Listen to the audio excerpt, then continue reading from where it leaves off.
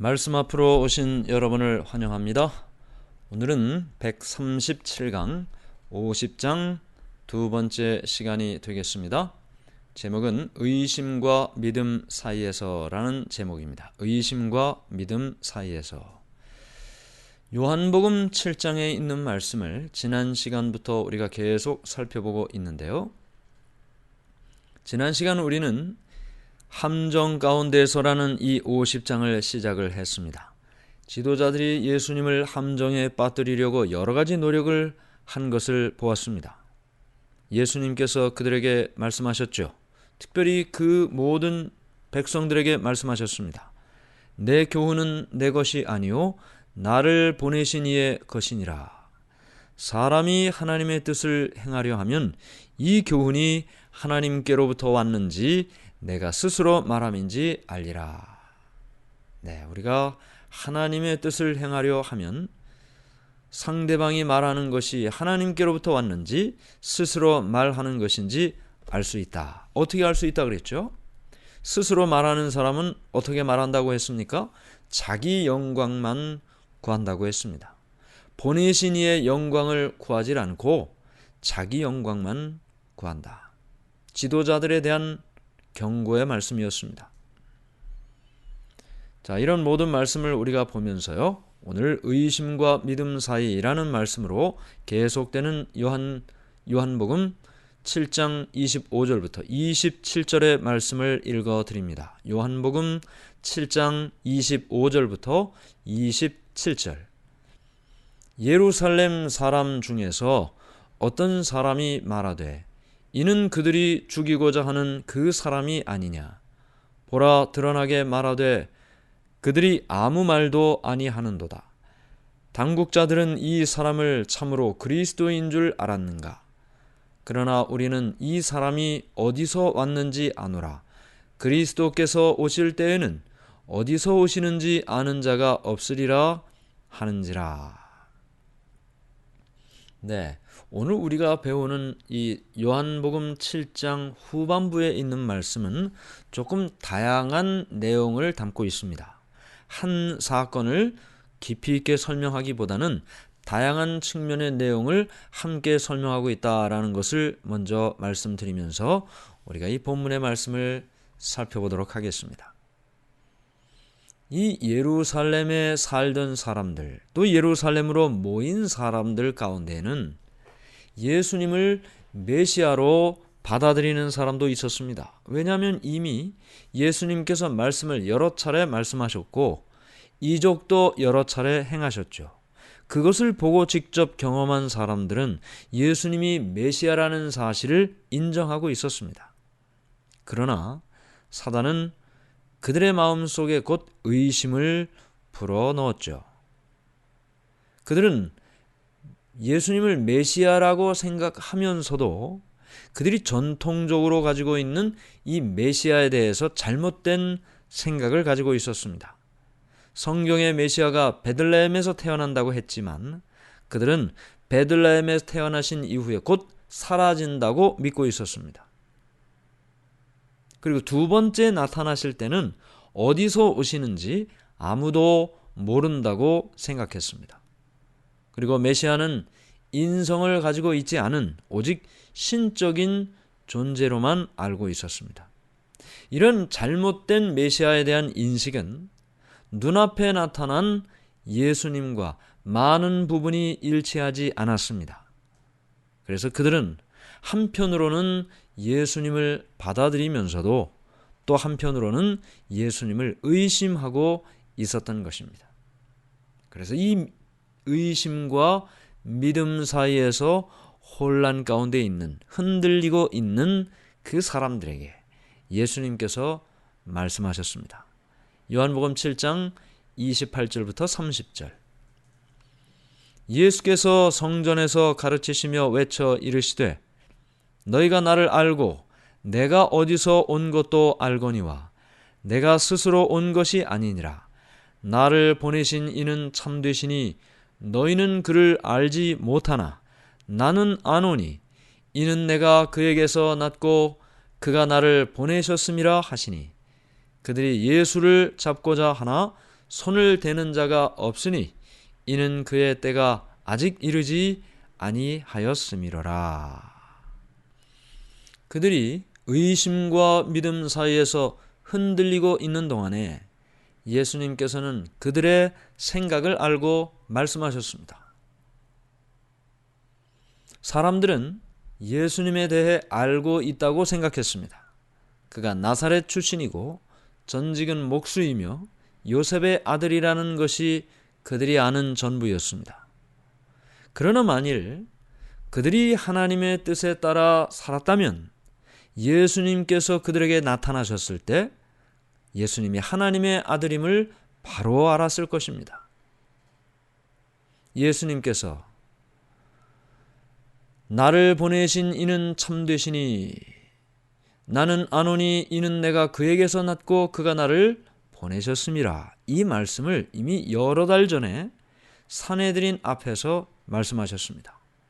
하나님의 아들이라고 선언하신 그 말씀을 지금 반복하고 있는 것입니다. 그때도 예수님을 죽이려고 했었는데 지금도 역시 이 말씀을 하시는 예수님을 잡으려고 했습니다. 물론 죽이려고 생각했죠. 그러나 눈에 보이지 않는 힘이 그들을 더 이상 예수님께 나가지 못하게 했습니다. 이제 이런 가운데에서 사람들 가운데 설왕설래하며 하는 중에 진리를 향해 한 발자국을 더 나가는 사람이 있었습니다. 요한복음 7장 31절. 무리 중에 많은 사람이 예수를 믿고 말하되 그리스도께서 오실지라도 그 행하실 표적이 이 사람이 행한 것보다 더 많으랴 하니. 예수님을 지금 믿고 지지하는 사람의 말이에요. 우리가 믿는 그 메시아가 혹시 이 사람이 아니라 다른 사람이라 할지라도, 그 메시아가 나중에 온다 할지라도 그 행하실 표적이 지금 예수님이 행한 것보다 더 많겠는가? 그러니 지금 이 예수님이 어떤 분이라는 것입니까? 메시아가 맞다는 것이죠. 그러나 제사장들과 랍비들은 성경의 예언을 잘못 이해하고 잘못 가르치고 있었습니다. 우리는 이런 성경의 말씀을 보면서 아주 중요한 한 가지 사실을 깨닫게 되는데요. 하나님께서는 강제하지 않으신다는 것입니다. 하나님께서는 진리에 대한 말씀을 주셨지만 진리를 선택하도록 강제하지 않으신다. 선악을 알게 하는 나무의 열매를 먹지 말라고 하셨지만 하와가 그 손을 뻗어 선악과를 만질 때 그 손을 내리쳐 그것을 먹지 못하게 하지는 않으셨다는 말이죠. 강제하지 않으신다는 것입니다. 마찬가지로 하나님께서는 인간에게 불신을 버리라고 강요하지 않으십니다. 선택이죠. 그 사람의 선택입니다. 하나님께서는 그들 앞에 빛과 어둠을 보내주셨습니다. 그래서 빛과 어둠을 보고 한 가지를 선택할 수 있는 선택의 능력을 그들에게 주셨습니다. 빛과 어둠을 보내주셨고 진리와 오류를 보여주셨습니다. 어느 쪽을 받아들일지는 그들 스스로가 결정하는 것입니다. 인간의 마음은 선악을 구별할 수 있는 능력을 받았습니다. 그러므로 무엇이 맞는지, 무엇이 틀리는지, 무엇이 진리인지, 무엇이 오류인지를 깨닫고 그것을 선택할 수 있는 능력을 받았다는 것이죠.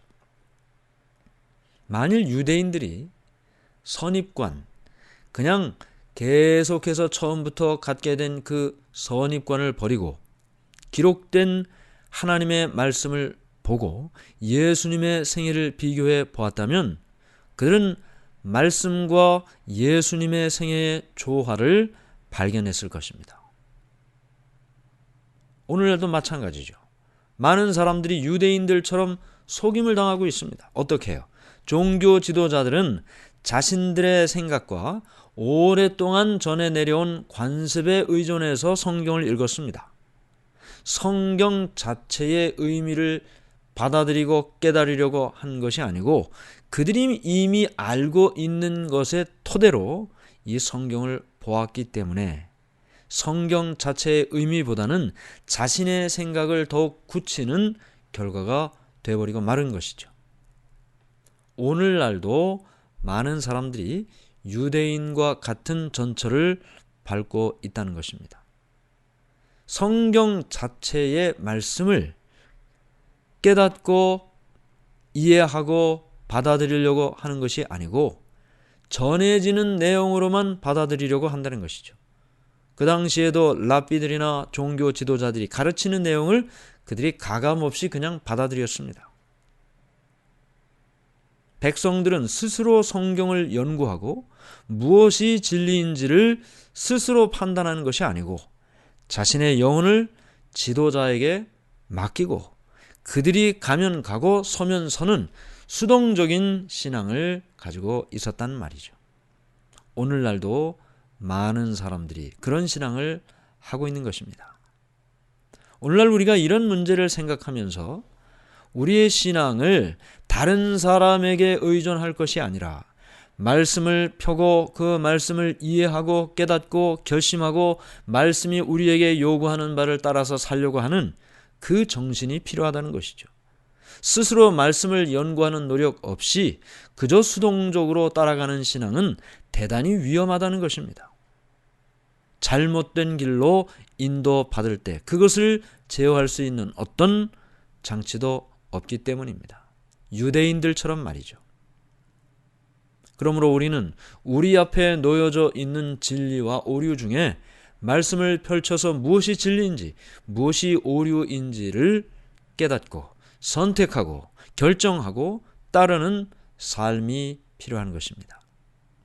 계속해서요. 요한복음 7장 45절부터 52절의 말씀입니다.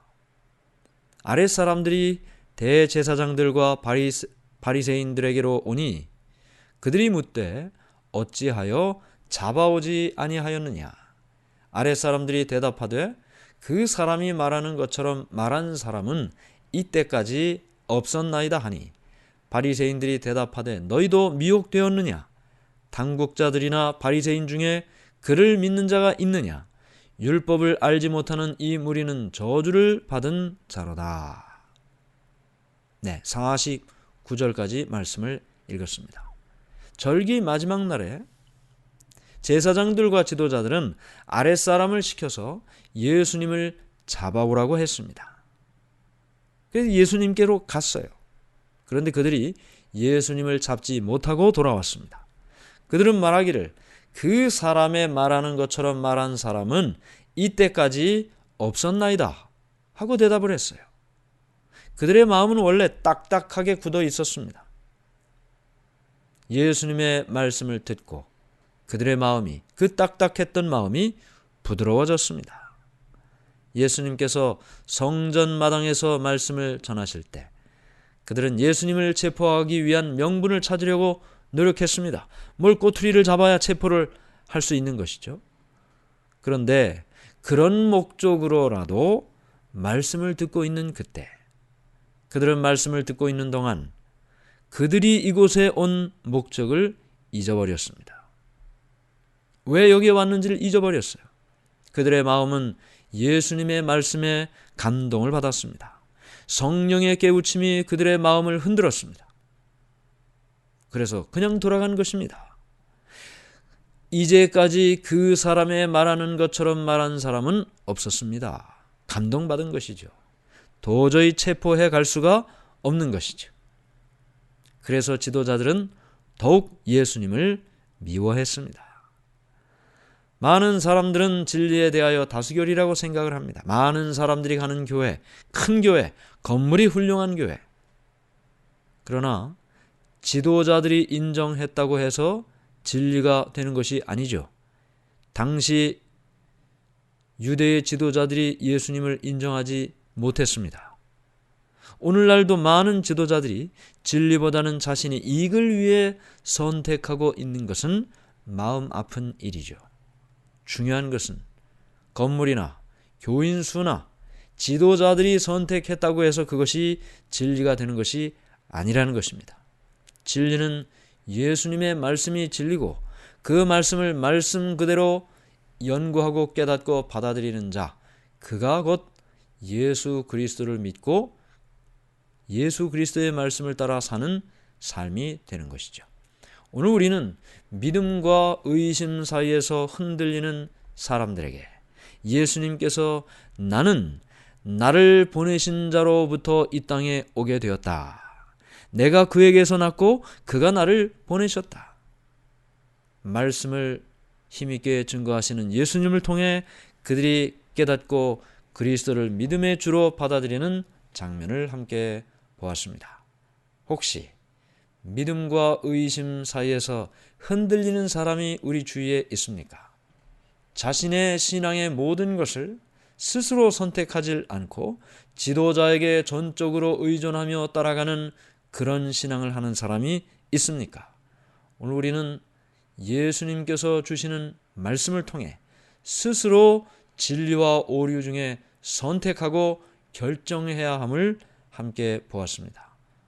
말씀을 펼쳐서 그 말씀이 과연 그러한지 살펴보고 깨닫고 결심하여 주를 믿고 따라가는 우리 모두가 되기를 간절히 바랍니다. 하늘에 계신 하나님 아버지, 하나님의 은혜를 감사합니다. 의심과 믿음에서 흔들렸던 그들이 주님의 말씀으로 다시금 믿음을 굳게 한 것처럼 오늘 우리가 다시 한번 주님의 말씀으로 굳은 믿음으로 살게 해 주시옵소서. 예수님의 이름으로 간절히 기도드리옵나이다. 아멘.